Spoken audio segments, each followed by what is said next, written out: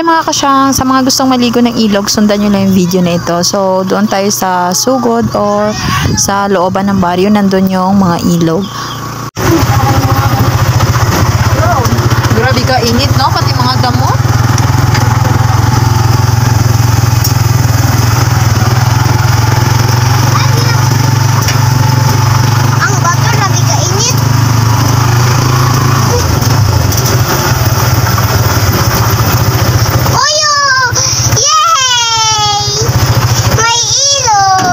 Grabe. Tuyo, no? Grabe ka tuyo. Sa baba. Wala. Aroy, may nagano no? Ayan, sa part na ito, kung ayaw nyo nang pumunta sa bandang itaas, ay pwede nang paliguan kasi medyo maagos naman at malinaw pa.